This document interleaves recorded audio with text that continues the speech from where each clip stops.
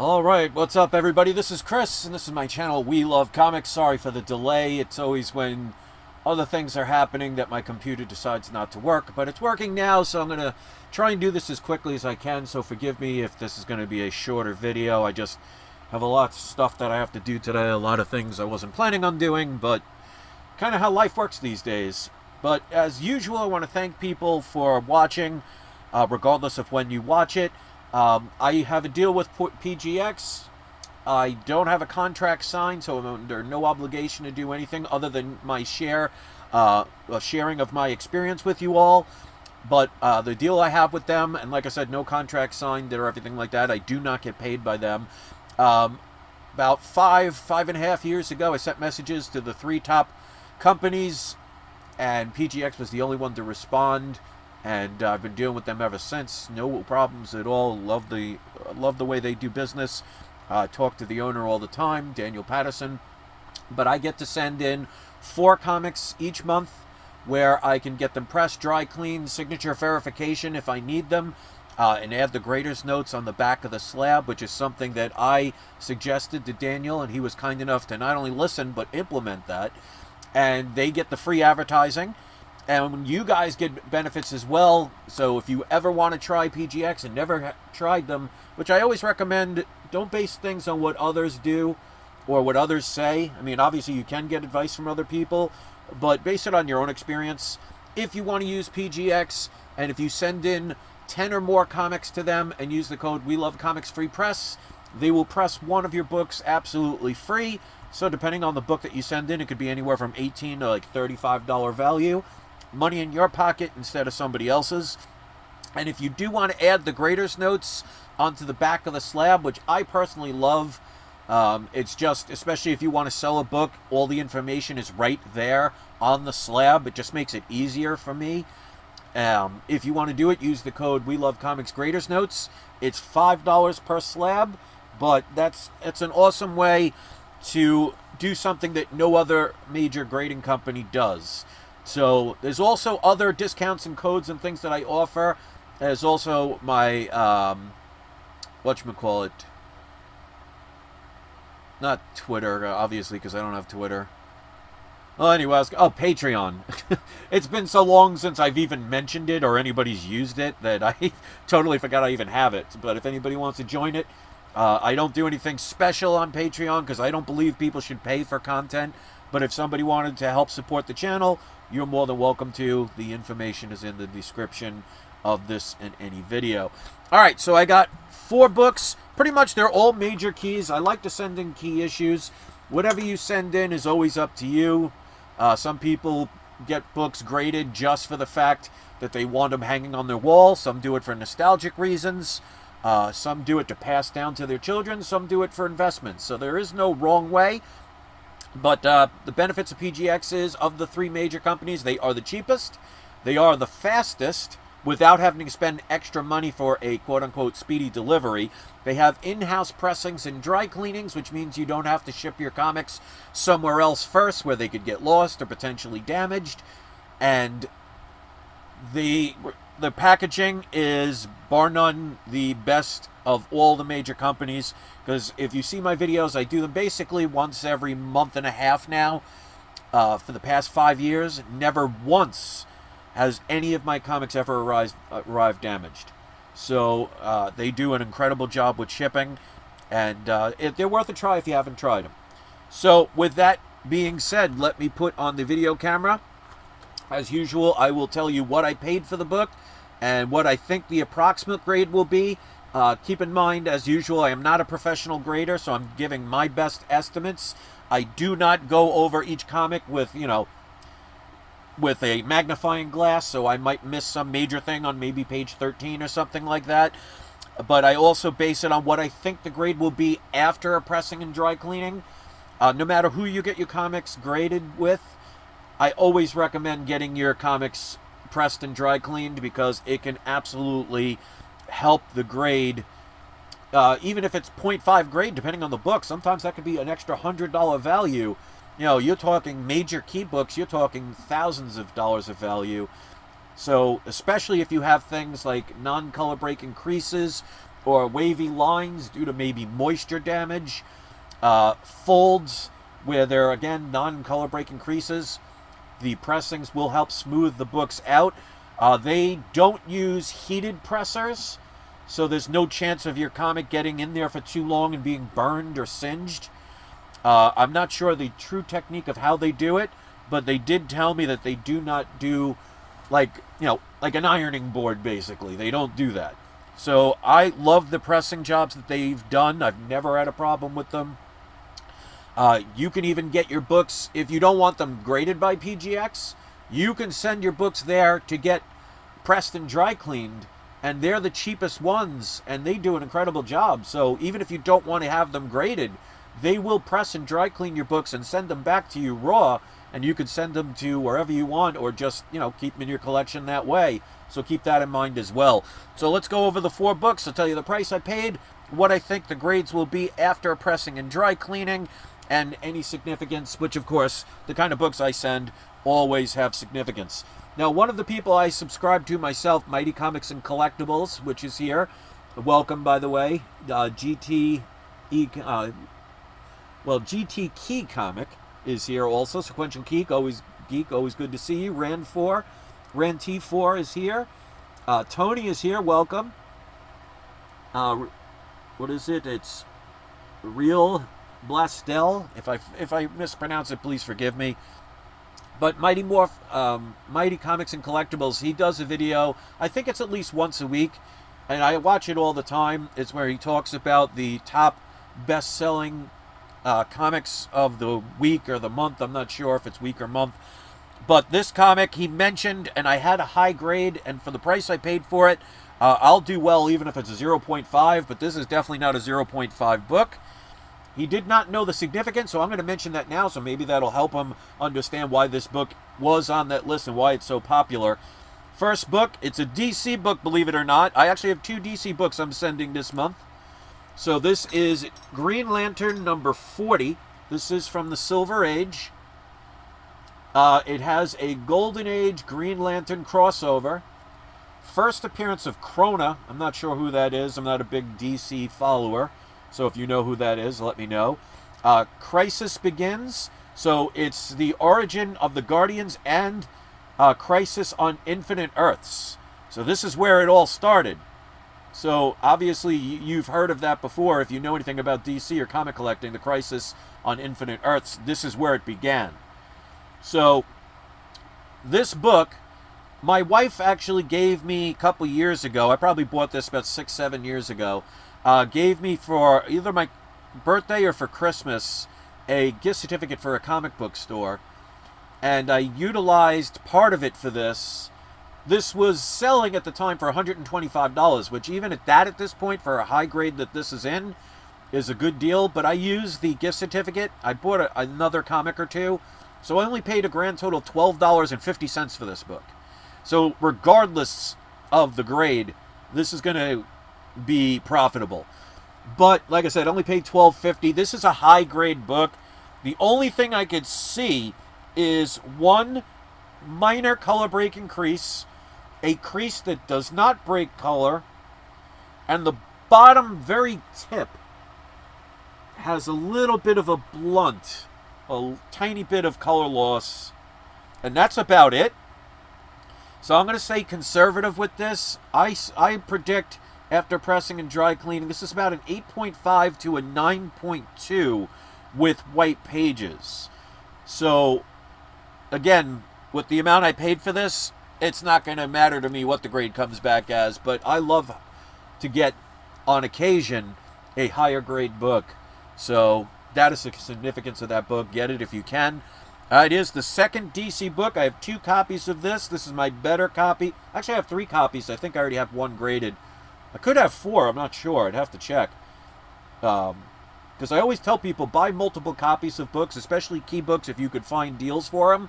Because the best part about having multiple copies is you can trade them for something you need, or sell them for money for times like, for example, with me, the past 2 weeks I've been unemployed. I'm about to start 1 new DJ job on Monday, so I got 1 of the 3 covered. But sometimes if you have to sell something if you only have one copy of something and you sell it, you may have seller's remorse at some point if it was something that was key or something you don't think you could ever afford to get again. Having multiple copies, if you can get them, is very beneficial, especially if you want to trade up for maybe a better comic that you've always wanted, or a better condition comic. Sometimes trading a bunch of multiples, again, you still own it, but you can use them to your advantage. So this is Batman number 181. So this is the first appearance of Poison Ivy. It does have the poster intact. So in case you don't know, the centerfold of this has a Batman and Robin poster. A lot of times, because back in the days in the 60s, because this is a Silver Age book, kids took the posters out and hung them on the wall. So if you buy this book, make sure you ask the seller if it has the poster. And even if they say yes, even if they show you a picture, make sure you open the book up and verify that the poster is there, which I absolutely did. And the reason I say that is, like, one time, and I've said this story before, where I bought a Hulk 180, and on eBay they had an image of the Marvel value stamp. I guess they assumed people wouldn't check, but I always tell people to check, especially on major key issue books. And lo and behold, the Marvel value stamp was indeed cut out. So they posted a fake picture of it, probably from somebody else's, comic posting. And I got my money back. So make sure you check to see if the poster is there. That is very important. I paid a grand total of $133.50. It is a lower grade book. It does have, it looks like this part is just from the half of the width of my finger all the way down. It's very, brownish. So I don't know how they stored this book. But it's got a line of color breaking creases with a lot of color breaking creases along here. There is a minor water stain. Probably hard to see. It looks like somebody dropped something. There's like one or two drops. And there's some color breaking creases along the bottom of it. And a couple of little lines on the corner. And a non-color breaking crease right up here. So this is a lower grade book, but like I said, low grade is better than no grade. I'm actually going to change my grade now that I looked at it a little bit closer. I'm going to go... I think this is more reality of it, because with the color breaking creases, there's nothing you can do about it. I'm going to predict about a 3.5 to a 4.5 for this book. I think that's a closer, fair range to what this is going to be. But again, another great book to get. Who knows what DC or even Marvel is doing these days in the cinematic universes, but books like that are always key to get for a first appearance. All right, next up. I've sent this in many times. I think this is either my second to last or last copy of this that is ungraded. I probably have 5 or 6 copies of this, and that's even after I've sold a couple in mystery boxes, which, by the way, I still sell, believe it or not. Comic book mystery boxes, anywhere from a $25 mystery box up to a $5,000 mystery box. So go in the link if you're interested. And if you ever do a video, if you order it and do a unboxing video, I will promote it on my channel for you. But this book is one I highly recommend. They are eventually going to do movies for these characters. Who knows what's going to happen these days? Fingers crossed. But even if the movies do horrible and they don't end up what people's expectations are supposed to be, this is an iconic book. Get it if you haven't gotten it. And you've seen this before, X-Men number 94. This isn't the first new appearance of the X-Men, because that's Giant Size X-Men number 1, another book I highly recommend. But this is when the new version of the X-Men took over the X-Men comics, because for about roughly around 20 issues it was in reprint, and it was actually looking like it might be canceled. But luckily Chris Claremont and others came in and created new characters and a new team, and it revitalized the franchise. I mean, obviously you can't go wrong with X-Men number 1, but if it wasn't for these new X-Men, who knows if they would still be in existence, and the movies who may or may not have ever come out. So definitely a book to get. I paid a total of $174.98. There is a subscription crease on the back, but it does not completely break color. So pressing will absolutely help this book. It could definitely use a dry cleaning as well. Overall, I think it's a medium, like a middle grade book. As you could see, the colors present well. Definitely a book I highly recommend, especially before even announcements of movies, because we know they're coming. Good or bad, even the first announcement's going to draw attention to these books. But I'm going to predict roughly about a 5.5 to a 6.0 on this book, depending on what happens with the subscription crease on the back. You know what, I'm going to go 5.0 to 6.0, just in case, because there are no guarantees that pressing is going to get out everything. So I'm going to be a little bit on the lower side. So this way, if it is lower, you know, I don't get mad regardless. But I will be less disappointed, we'll put it that way. All right, last but not least, this is a book that I'm getting graded because I've seen this book, and I'll explain. The prices of this book are astronomical at this point. This is a coverless copy of one of the books that I mentioned. This does have a facsimile cover, and this one's definitely facsimile. It's funny, I've been researching the other comic, and if you don't know what I'm talking about, watch my PGX video from 2 or 3 days ago that I just got back. And one of the books ended up what I assumed was a facsimile cover, because that's what the people assumed when I bought it, and ended up being a real cover. And I've been doing a lot of research on it, and yeah, that's definitely a legit cover. I was shocked by that. You know, that's a needle in a haystack find. But this one is definitely, you could tell the different paper quality. But I don't care. When I bought this, I knew it back in the day when I bought it, probably about 6 or 7 years ago. It is incomplete, but it still doesn't matter. It doesn't have staples. It still doesn't matter. Because this book will sell for about $2,000 as is, and a couple of $100 per page. So I think it's time for me to get this encapsulated. And this is my only copy of Amazing Spider-Man #1. So, it's coverless, like I said. Last 2 pages, either last 1 or 2 pages are missing. The person I bought it from did not know. Does not affect story, so it's an advertisement that's missing. It has the facsimile cover, no staples, but it's the origin of Spider-Man retold and the first chameleon. I'm not sure if this is also the first appearance of J. Jonah Jameson. It might be. Please let me know, because I don't think he was mentioned in Amazing Fantasy 15. Correct me if I'm wrong. But if you look on eBay right now, there is a coverless copy of this book. I'm not sure if it's complete or not, but a coverless book right now is being listed for $3,800. So I paid a grand total of $454 for this book. Now this, as well as my Fantastic Four #1, which I bought graded, that has a facsimile cover, because I have 2 copies of Fantastic Four #1. People laughed at me for buying these. They said I was crazy, and they said, oh, I'd never do that. That's one of the things I love about investors who only see the moment and don't look into the future. I knew this book was going to eventually continue to rise and rise.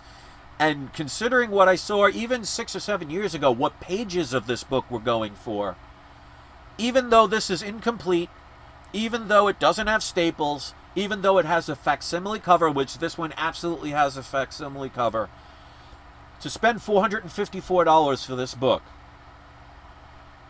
is a no-brainer to me, because I saw where things were headed. Most people that call themselves investors, they focus on the moment. They focus on now or what was in the past. So if something was higher and it went lower, people will shy away from it. If it's a key book or a key item, a key investment, that's a buying opportunity. And I saw that with this book. I guarantee you, 90% of serious collectors, if they had the chance to get this book coverless, incomplete with no staples, for $454, they would pounce on it now. But I had people mocking me for it. But as they say, he who laughs last laughs best. So this is obviously going to be a 0.5 incomplete. I do not know if there's any restoration. Why would there be? The facsimile cover that they added, it's a little dirty, but you could, like I said, you could feel the paper. It's like a glossy kind of paper. So it's absolutely a facsimile. So this one's not going to come back like the other comic did with that amazing, once in a lifetime golden find. But for $454.50, get this graded, I'll be very happy with it.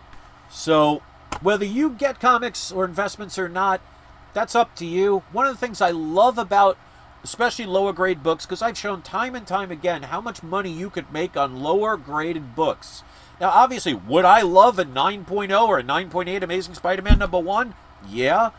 But let's say I had a 9.8 Amazing Spider-Man #1. That probably would sell for about $650,000 to $750,000 and up.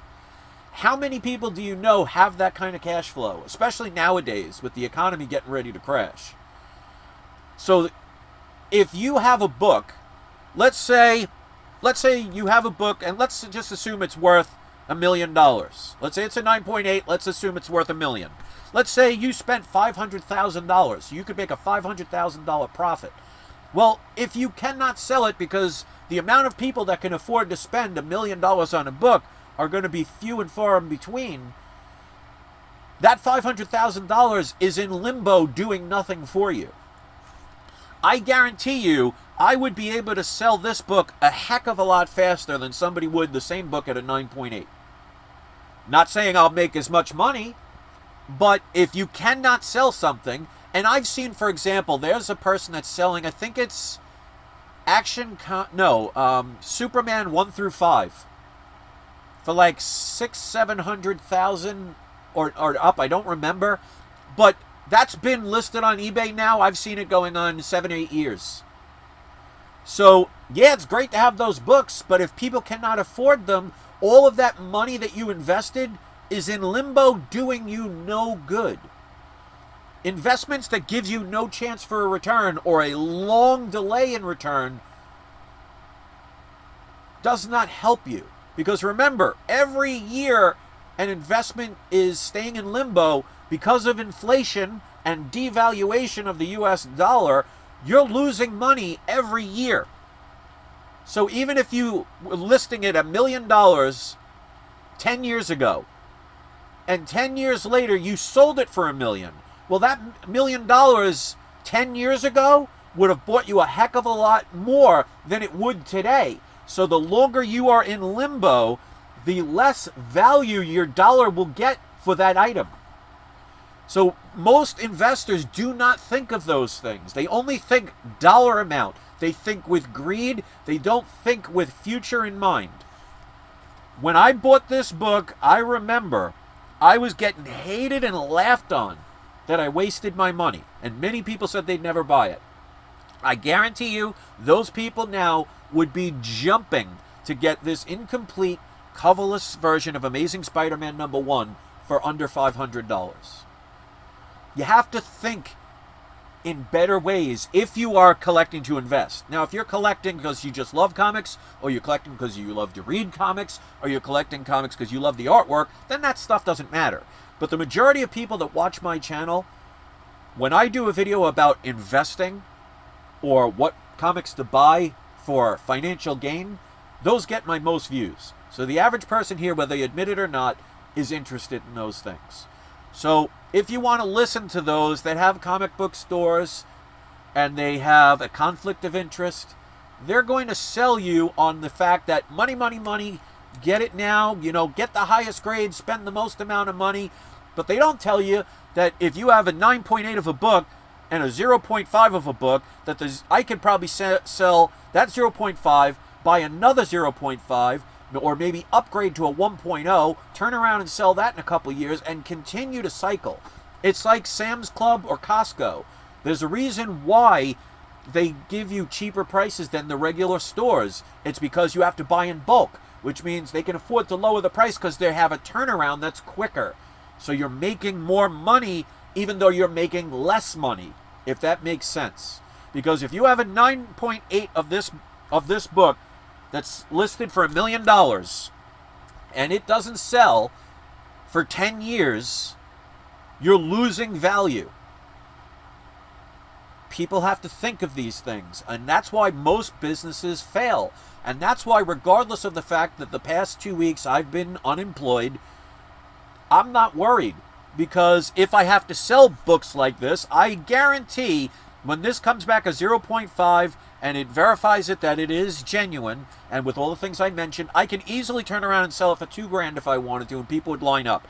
If a coverless ungraded copy right now is listed for $3,800, I could sell it for about half that if I wanted to, and have people line up. That's a good profit.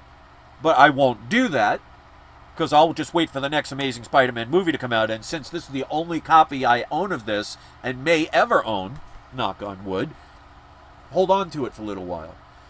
But if you are an investor, you have to be a smart investor. You cannot think about what prices are now. You cannot base things on where prices were then. You have to base it on where you think they are going. And if you cannot do that, you are going to fail more times than you will succeed. High grades are awesome.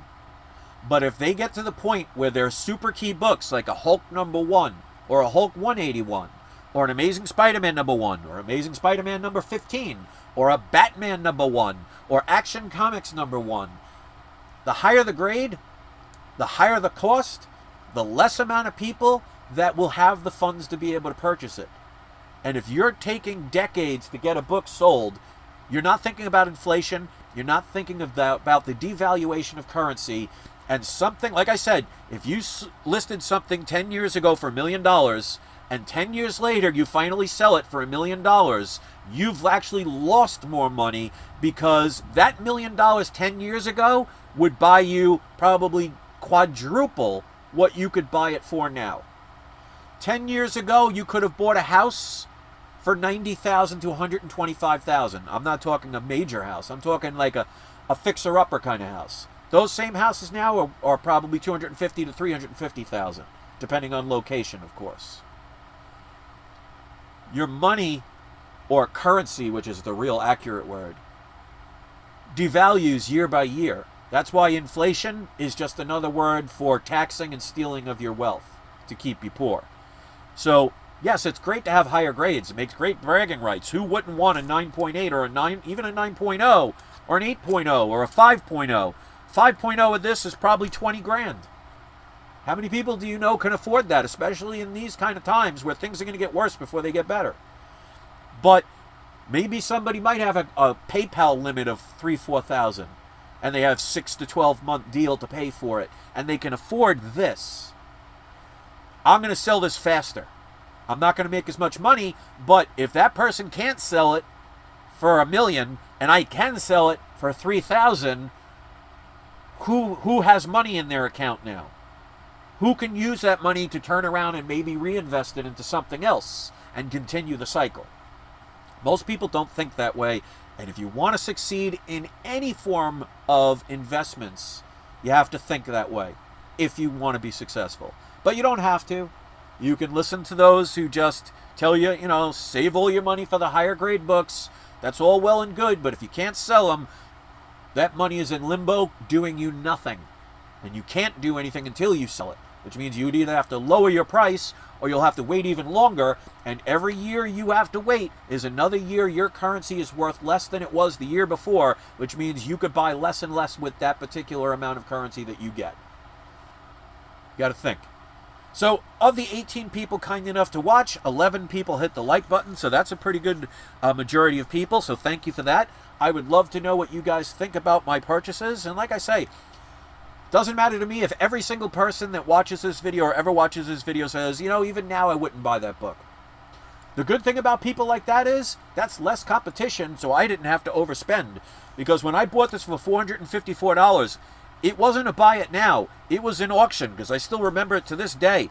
Nobody bid on it. I was the only bidder. So I was the only smart person that viewed that comic and said, in the future, that book will be a heck of an investment. Because even at the time, I think this book was worth about $800. Or maybe $700. Now it's worth in the thousands. Their loss is my gain, because I pay attention to where things are going, not where things are. So thank you very much for hitting the like button. Thank you for watching. Thank you to those who are in the live chat. So let's pick today's surprise subscriber shout-outs. We got Rand4 and Corey Knight. You guys will be the surprise subscriber shout-outs. So if you have a YouTube channel, you could post the link to your YouTube page in the comments section. Of course, I have to approve everything first. So the reason I do this is to make sure nobody sends a link that takes you anywhere inappropriate. I've had many people try, but I am just smarter than them. That's why you've never seen a link that'll take you somewhere that you just don't want anybody, especially children, to see. So if you see a link, it means it has been approved and has been verified. So maybe join their channel, maybe watch a video, and hit the like button on their videos, just like you did with mine.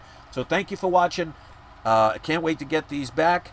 And like I said, if you haven't seen the last video of my PGX4 books that just came back, there was an amazing surprise of a book.